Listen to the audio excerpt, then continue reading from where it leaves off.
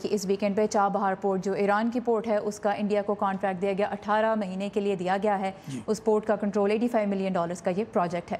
پہلے تو یہی سوال کہ کیا چابہار پورٹ کی ڈیولپمنٹ گوادر پورٹ کے بزنس کو افیکٹ کر سکتی ہے؟ نہیں. اس کی وجہ یہ ہے کہ دونوں کی جو کانسیپٹس ہیں وہ ڈفرینٹ ہیں, دونوں کے جو آبجیکشنز وہ بالکل ڈفرینٹ ہیں.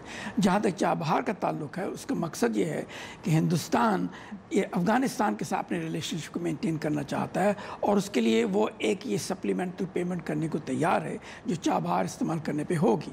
جہاں تک سپہ کا تعلق ہے یا گوادر کا تعلق ہے وہ جو چین کے ساتھ ہے اور سینٹرل ایشیا کے ساتھ ہے.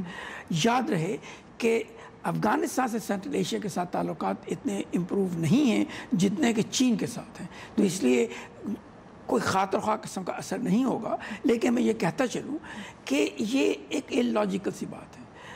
ہندوستان کو یہ چاہیے تھا کہ وہ گوادر کو استعمال کرتا اور اس کے تھرو ریجنل ٹینشنز جو ہے ان کو کم کرنے کی کوشش کرتا. اس سے ہر کا فائدہ ہوتا ہے.